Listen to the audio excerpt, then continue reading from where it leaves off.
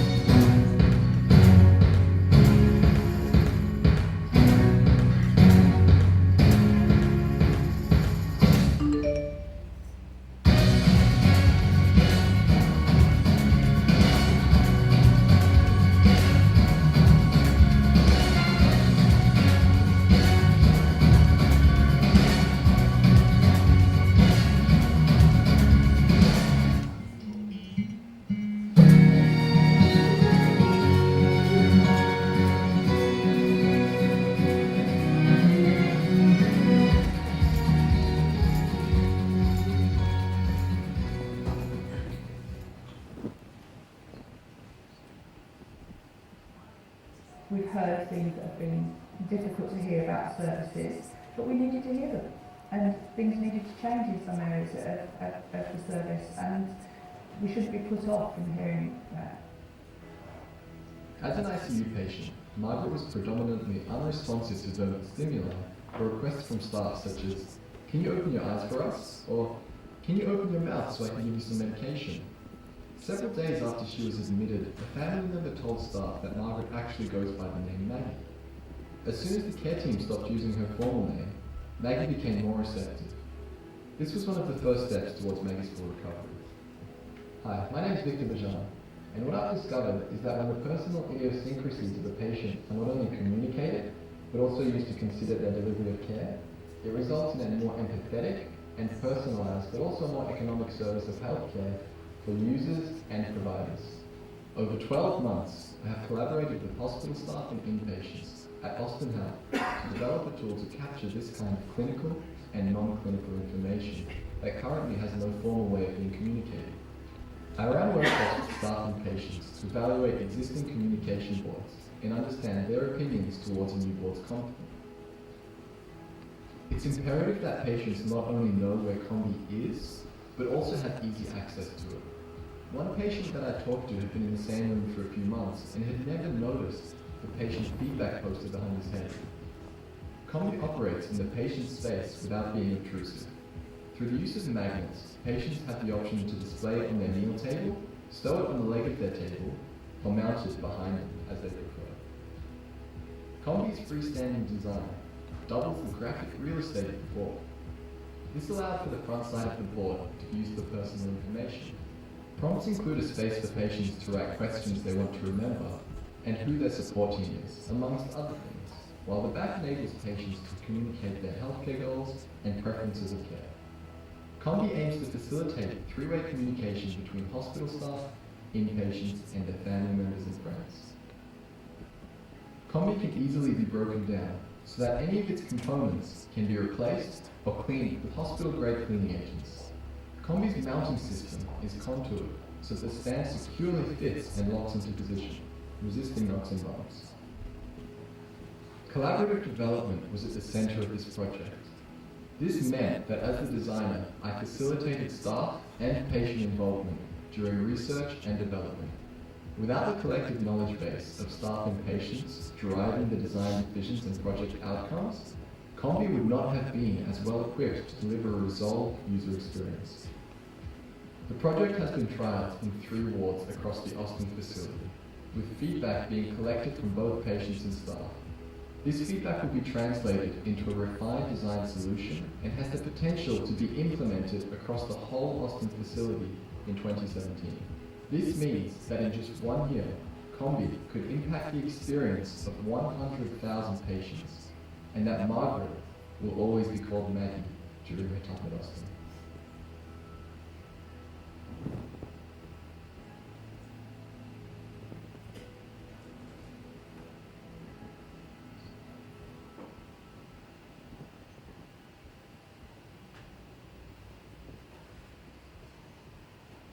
For me, it was about patients, relatives and staff working together, identifying together, and learning to work together too towards an end product.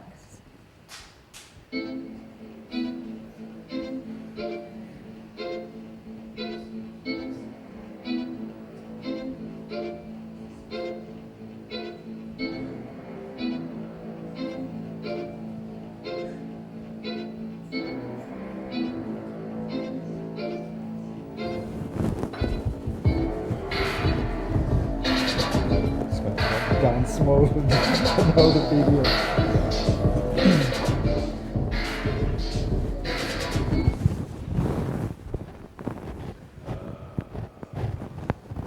You can start talking.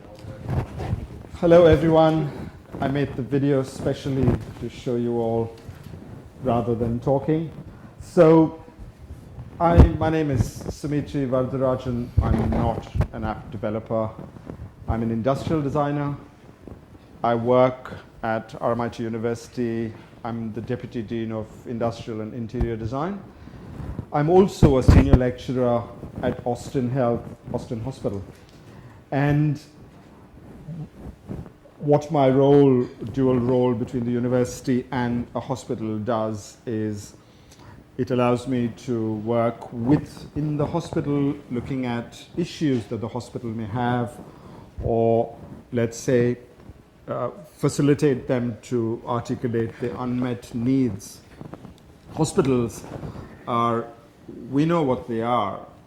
If something really bad happens, you'll end up in a hospital. Hospitals are also set up in a way that's probably doesn't accord with the world the way it is constructed right now. So the patient is very much a second-class citizen, and the patient's required to get medicalized, which means you have to learn, I don't know, like iPhone and developer talk. Patients are supposed to do medical speak. A lot of the hospitals in Australia are doing quite a startling and amazing job, and they're very keen to shift towards best practice in terms of patient experience. And so they are talking to designers saying, what do we do to improve patient experience? So there is no way we can deal with, yeah, that's good. Oh, you don't need to play it. So I think if you go left and right on my keyboard. Oh, I've got left and right. So this is me. I'm going to go into this presentation to do a little bit of a description. So essentially what we're saying is that people who work inside the medical ecosystem in Australia are saying we could be somewhere else. And if you look at the new design of the Royal Melbourne Hospital, Peter Mac, Royal Children's, Olivia Newton-John, they've invested quite a startling amount of money. They're really posh, some fantastic architects, and some absolutely spectacular blunders also. But they've invested a lot in design style, and then they're investing in industrial design. They're also then going down the path of improving service. So that's where I get pulled in. Now, most hospitals in most parts of the world, at least the developed world, if you go to New Zealand, if you go to London, if you go to San Francisco, you can just take it for granted that a hospital will have an in-house design studio. And when they've got an issue, they're pushing it there. There's a lot of people we're holding at bay. For example, Alfred Hospital wants us to work with them on some lung cancer issue, and we're saying, no, we just don't have the time. Now, the videos you saw are the work of embedded students. So what we do is we send students to go and spend a year inside the hospital. So Victor Bejan and Jake Deacon, they were 2 students. The kinds of projects that these students take up are irrelevant projects. For example, when we went into the hospital and we listened to them and we said, we'd like to do a project on waiting. And they said, that's not very important, is it? So no, for a designer, that's really important, because the main activity that happens at all the hospitals is not what happens in the surgery or what happens in chemotherapy. You spend 10 times that amount of time actually sitting there and waiting. So they said, that's really true. So then we said we can do a project on waiting, and that resulted in it becoming a waiting app. So some of these projects, that's why I say, for a whole thing about people managing and navigating their time, there's a default pathway nowadays to go into an app. But I also put a project there of Victor Bejan talking about the fact that something as simple as a laminated sheet that can be stuck onto the bed was earth-shattering for the team we were working with, because they said, how is that possible? Because everything is supposed to be on the board behind the patient, and nobody can actually get to it, so you never actually do anything. And the most amazing thing about stuff behind is that the patient actually can never see it. So all your feedback you're supposed to write like this. And so this one is, no, I can give it to you, you write the feedback, I'll stick it onto something, any metal object. So that's a really, really interesting project. I'm not sure about his 100,000 volumes by 2017, but we're working now to commercialize these projects. So there are 3 hospital projects that we're commercializing, or we're talking to, let's say, all the stakeholders to commercialize them. The hidden thing there is that there are 2 projects on death. Last year we worked on death, but we couldn't work inside the hospital because death is a taboo subject in hospital. Hospital's all about keeping people alive. But you only go to hospitals because you say, am I going to die? We said, no, of course you're going to die. I mean, everybody's going to die. If you say, I've got a lesion here, is that a cancer? Am I going to die? So you go into the hospital, they do a biopsy, they take stuff away, they send you home. We shouldn't use words like biopsy. When you come back 2 weeks later, you've been through hell. You've imagined the worst, and then you're going to the hospital and you're looking at the doctor saying, it could be this, it could be that. It's binary. And if he says, no, you're safe, you go, yeah. I mean, you're not necessarily relieved, but you go, yeah, I looked at that scenario. If they say you're going to die, you go, oh, shit. The beauty of the literature that talks about death is when you tell a patient they're going to die, they don't freak out. But the doctor's freaking out, saying, I've got to go and tell this patient, and I'm not going to sleep tonight because tomorrow I've got to go and talk to this patient. So they have an issue. So we went in as designers saying, we're going to redesign death. And the 2 projects that came out of that are also getting commercialized. I'm not going to talk about them.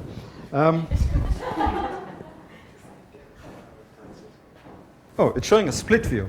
That's very, very interesting. Is that good or bad? It is just so innovative. No, because I'm going to try and figure out how to do this when I get back to my office. Just as a designer. So I said, I've got to go and talk at CocoaHeads. So that's what you're looking at. So I drew this up, and then you scan it, you invert it, you Photoshop it, and you try and make it look like, I don't know, the blue screen on your iPhone. But currently it's 2 screens of iPhones. All right, so health co-design is the subject area. And what health co-design essentially is that if you're a designer, the biggest problem is that you've got an oversized ego that you're dragging around. And health co-design is basically a reminder saying, keep your ego at home, go into the hospital and listen, keep your ears open and listen to people and collaborate with people.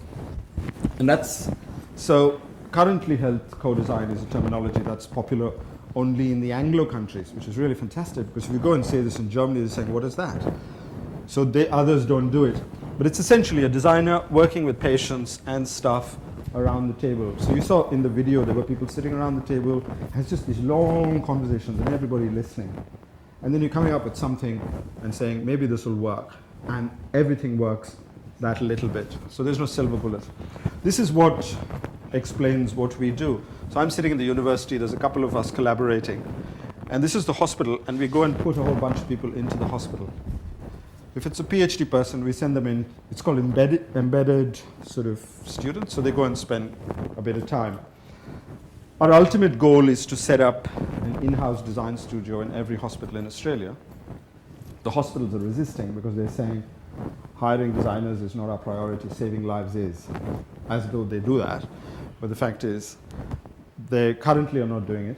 But the beauty of working in co-design inside the hospital and hammering away at this picture is Vic Roads, who I've been trying to get them to do something with us in terms of the customer experience, since 2012, said, what is this you've got? So I said, oh, this is what we're doing with hospital. It's not for you. They said, let's have a look.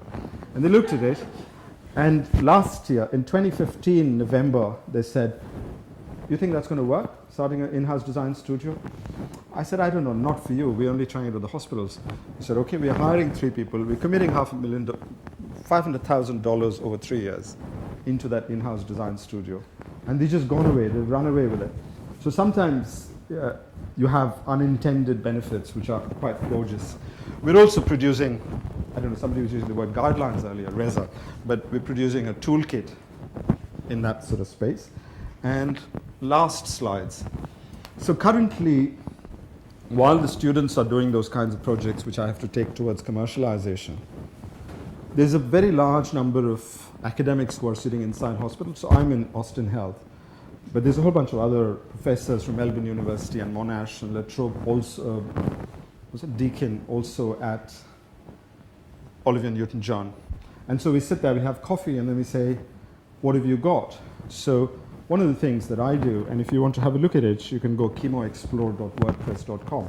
So I take a simple WordPress sort of platform, and I try and make a responsive website. And I say, if you make an app, it'll look like this. You can use it and see it. And they go, that's great. If that's an app, then it can have these kinds of impacts. So we can design a project to have some kinds of impacts. So in 2015, the first visualization was called Chemo Explore.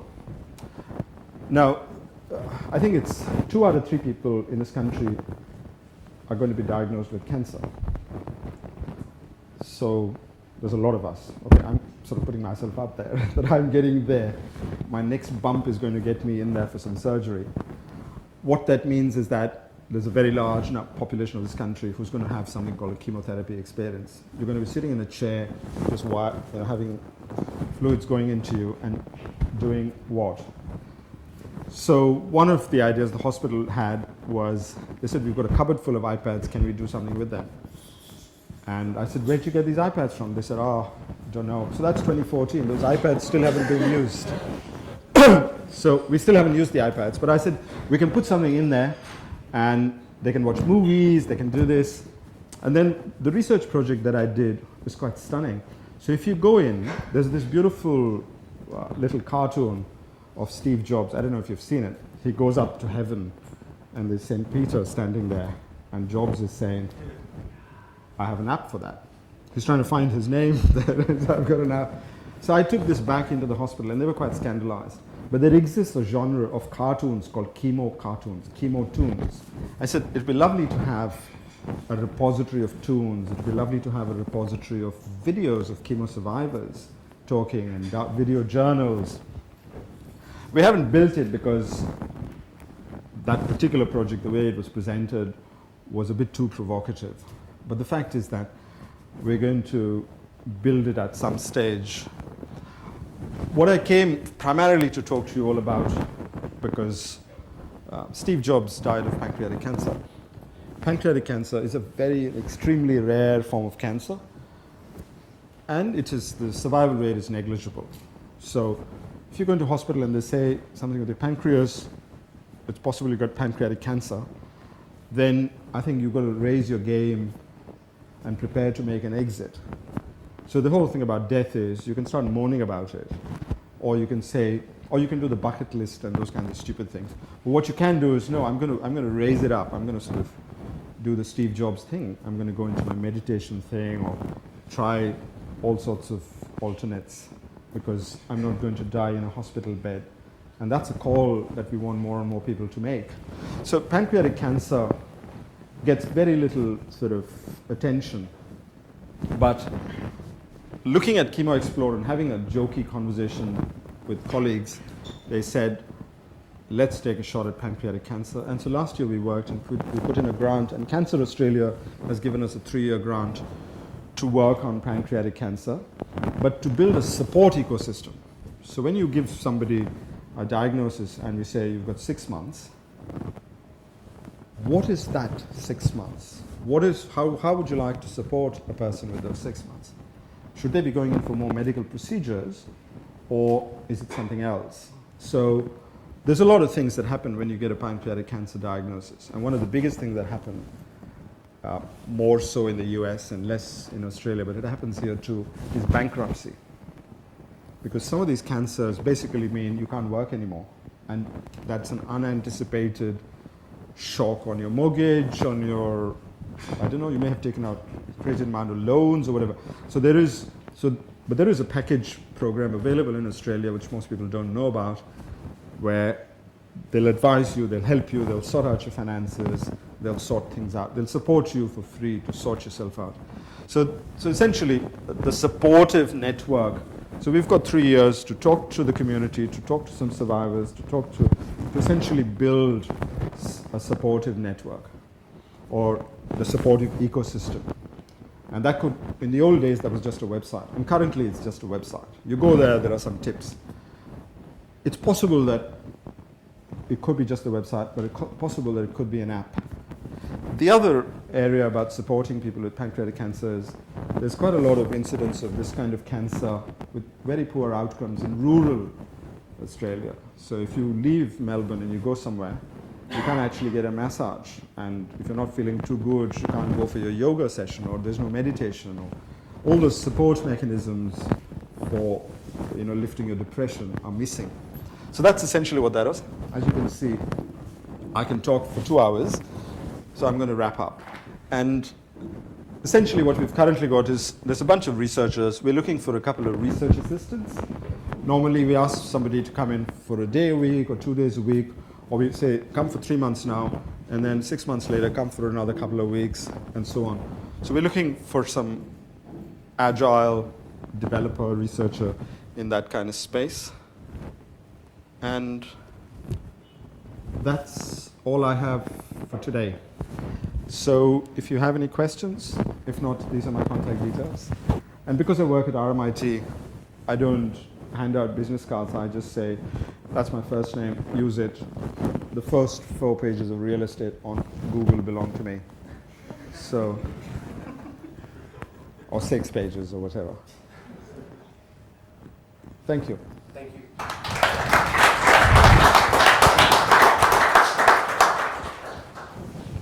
Were there any questions before? No.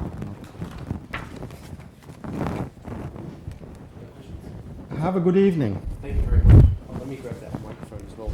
Save you taking his phone. Does it work? Hopefully. All right.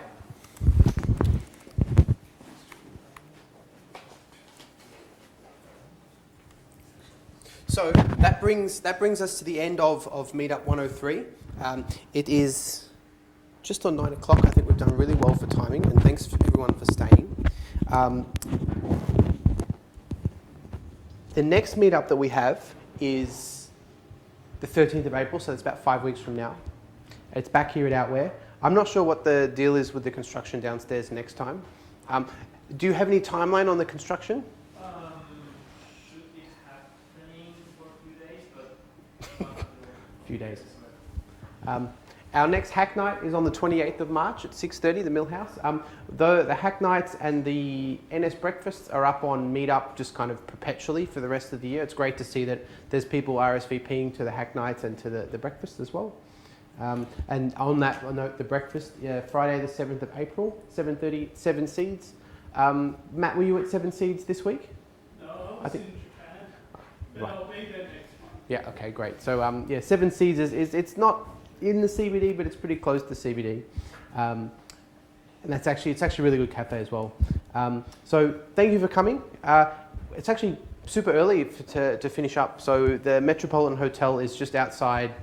I'm not sure how we're going to get out of the building, but if you get out of the building, it's just on William Street there. It's the first place. But also, if you want to hang around, I'll put the music back on as we kind of clear up. You want to hang around and have a chat for the next 15, 20 minutes or so. Thanks a lot for coming, and we'll see you next month. And thanks for the presenters. They were excellent presentations. Thank you, everyone. Awesome.